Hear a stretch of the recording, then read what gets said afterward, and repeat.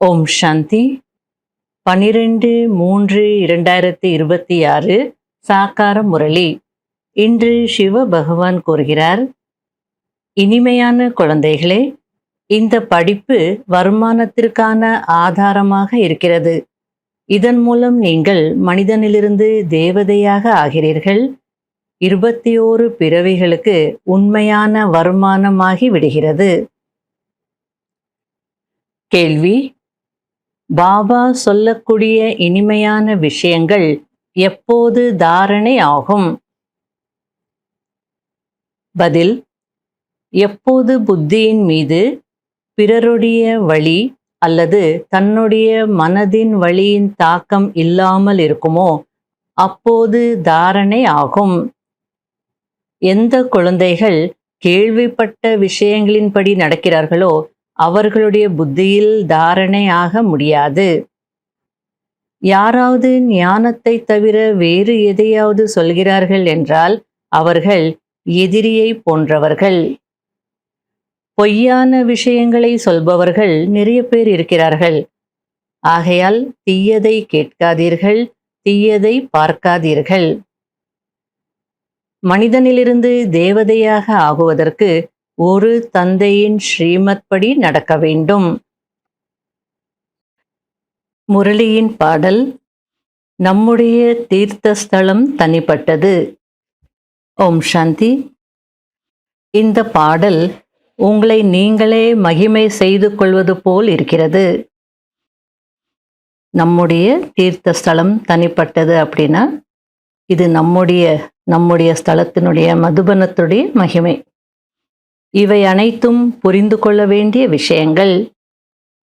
எந்த பாரதவாசிகள் மிகவும் புத்திசாலிகளாக இருந்தார்களோ அவர்கள் இப்போது எதுவும் புரியாதவர்களாக ஆகிவிட்டிருக்கிறார்கள். இப்போது புத்திசாலி யார் என்ற கேள்வி எழுகிறது. இது எங்கேயும் எழுதப்படவில்லை.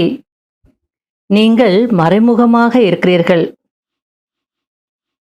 அதாவது உங்களுக்கு ஞானம் இருக்கு, நீங்க புத்திசாலிகள். ஆனா இதை பற்றி எங்கேயும் சாஸ்திரங்கள குறிப்பிடல. ஏன்னா நீங்க மறைமுகமாக இருக்கிறீங்க அப்படின்றார். எவ்வளவு அதிசயமான விஷயங்களாக இருக்கிறது. என் மூலம்தான் குழந்தைகள் என்னை தெரிந்து கொள்ள முடியும் என்று பாபா கூறுகிறார்.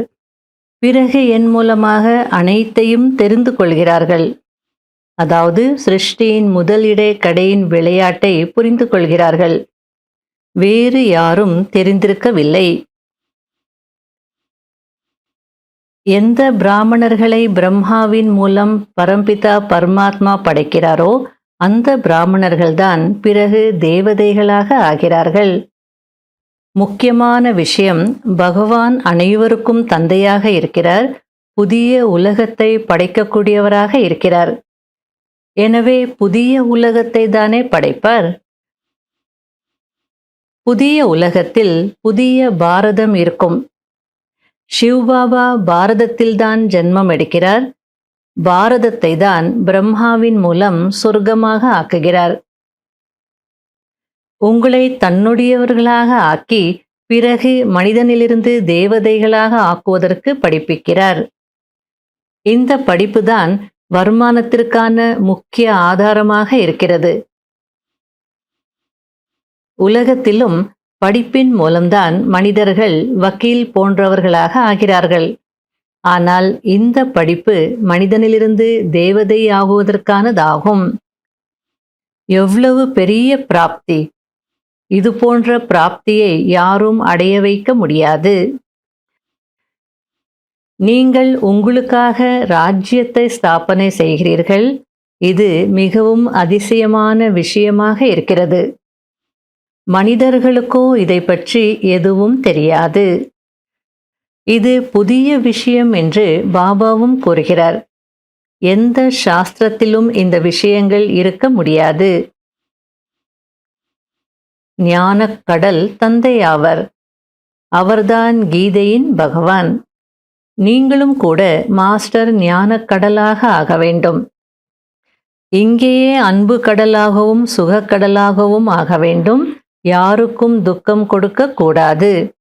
மிகவும் இனிமையானவர்களாக ஆக வேண்டும். மிகவும் கசப்பானவர்களாக விஷம் போல் இருந்தீர்கள். இப்போது நீங்கள் விகாரமற்ற பிராமணர்களாக ஆகிக் கொண்டிருக்கிறீர்கள். ஈஸ்வரனுடைய குழந்தைகளாக ஆகிக் கொண்டிருக்கிறீர்கள்.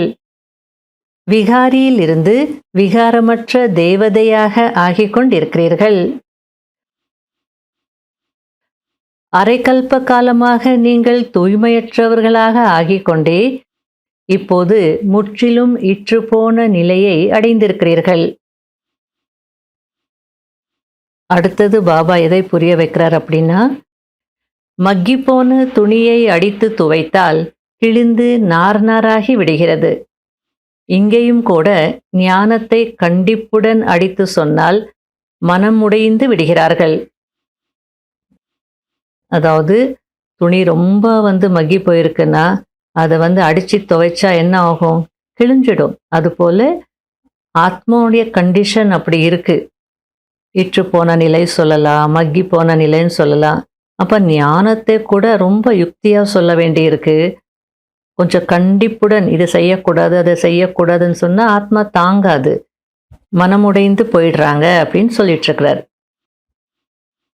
சில துணிகள் எவ்வளவு அழுக்காகி விட்டிருக்கிறது என்றால் அதை சுத்தப்படுத்துவதற்கு நேரம் எடுத்துக்கொள்கிறது. அதனால மெதுவாக தான் மாறுவாங்க அப்படின்னு சொல்றார். ஒரு சிலர் உடனே மாறிடுவாங்க, பாபா சொன்ன உடனே அதை பிடிச்சிடுறாங்க. ஒரு சிலருடைய நிலைமை இப்படி இருக்கு. பிறகு அங்கேயும் குறைந்த பதவிதான் கிடைக்கும்.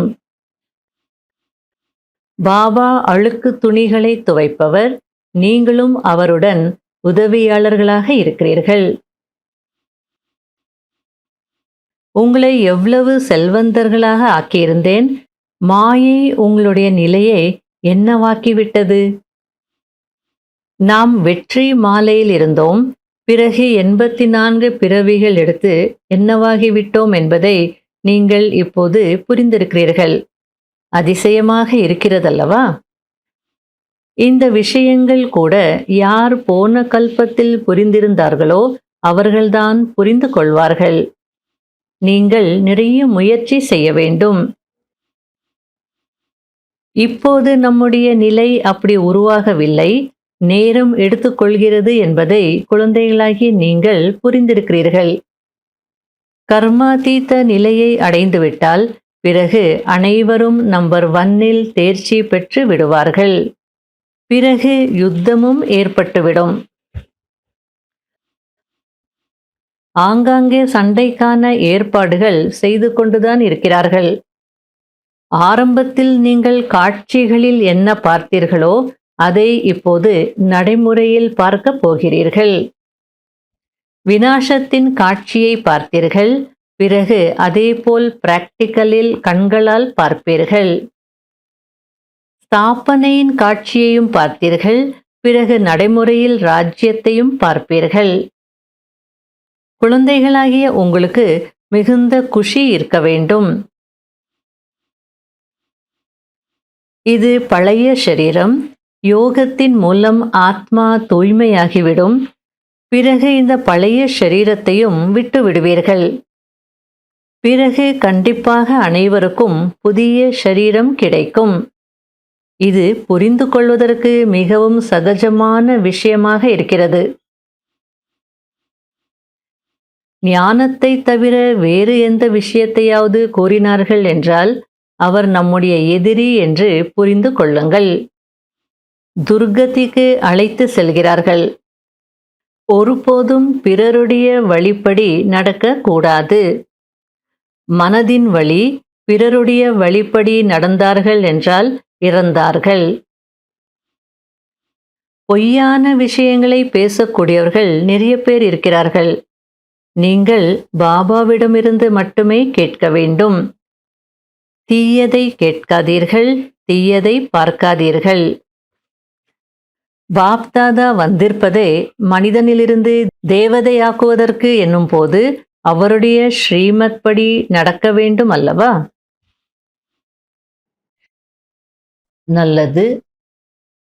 இனிமையிலும் இனிமையான தேடி கண்டெடுக்கப்பட்ட செல்ல குழந்தைகளுக்கு மாத்பிதா பாப் தாதாவின் அன்பு நினைவுகள் மற்றும் குட் மார்னிங். ஆன்மீக குழந்தைகளுக்கு ஆன்மீக தந்தையின் நமஸ்காரம். கடைபிடிக்க வேண்டிய முக்கியமான சாராம்சம். முதல் பாயிண்ட், இங்கு பாபாவிற்கு சமமாக சுக கடலாக, அன்பு கடலாக ஆக வேண்டும். அனைத்து குணங்களையும் தாரணை செய்ய வேண்டும். யாருக்கும் துக்கம் கொடுக்க கூடாது. இரண்டாவது பாயிண்ட், கேள்விப்பட்ட விஷயங்களை ஒருபோதும் நம்பக்கூடாது. மற்றவர்களுடைய வழிப்படி நடக்கக்கூடாது. தீயதை கேட்காதீர்கள், தீயதை பார்க்காதீர்கள். வரதானம், நான் என்னுடையது என்ற பற்றின் சுமையை முடித்துவிட்டு உடனடி பலனை அனுபவம் செய்யக்கூடிய பாலக்ஸோ மாலிக், அதாவது பாலகனிலிருந்து எஜமானர் ஆகுங்கள். எப்பொழுது நான் என்னுடையது என்ற பற்று வருகிறதோ அப்பொழுது தலையின் மீது சுமை வந்து விடுகிறது. ஆனால் எப்பொழுது தந்தை அனைத்து சுமைகளையும் எனக்கு கொடுத்து விடுங்கள், நீங்கள் நடனம் மட்டும் ஆடிக்கொண்டே இருங்கள், பறந்து கொண்டே இருங்கள் என்ற வாய்ப்பு கொடுத்து கொண்டிருக்கிறார் என்றால், பிறகு சேவை எப்படி நடக்கும், சொற்பொழிவு எப்படி செய்வது என்று கேள்வி ஏன் எழுகிறது? நீங்கள் வெறும் கருவி என்று புரிந்து கொண்டு தொடர்பை பவர் ஹவுஸிடம் இணைத்துவிட்டு அமர்ந்து விடுங்கள். மனச்சோர்வு அடையாதீர்கள். அப்பொழுது பாப் தாதா அனைத்தையும் தானே செய்து விடுவார். குழந்தை மற்றும் எஜமானன் என புரிந்து கொண்டு உயர்ந்த நிலையில் நிலைத்திருங்கள். அப்பொழுது உடனடி பலனின் அனுபவத்தை செய்து கொண்டே இருப்பீர்கள். ஸ்லோகன், ஞான தானத்தின் கூடவே குணதானத்தையும் செய்யுங்கள். அப்பொழுது வெற்றி கிடைத்து கொண்டே இருக்கும். அவ்யக்த சமிகை, எப்படிப்பட்ட கடினமான சூழ்நிலையாக இருந்தாலும் விளையாட்டு என்று புரிந்து கொள்வதின் மூலம் கடுமையான பிரச்சனையும் கூட லேசாக ஆகிவிடும். நிறைய குழந்தைகளிடம் தைரியம் இருக்கிறது. எனவே எந்த ஒரு விஷயம் நடந்தாலும் சரி, செய்கிறேன், யோசிக்கிறேன் என்று சொல்கிறார்கள். தைரியம் இருக்கிறது, ஆனால் நம்பிக்கை இல்லை. நம்பிக்கையுடையவர்களின் வார்த்தைகள் இதுபோல் செய்கிறேன், யோசிக்கிறேன் என்று இருக்காது. நம்பிக்கையுடையவர்களின் அர்த்தமே எண்ணம், சொல், செயல் என ஒவ்வொரு விஷயத்திலும் நிச்சய புத்தி உடையவர்கள். அவர்களுடைய வாயிலிருந்து ஒருபோதும் தைரியமற்றவர்களாக ஆக்கக்கூடிய வார்த்தைகள் வெளிப்பட முடியாது. ஓம் சாந்தி.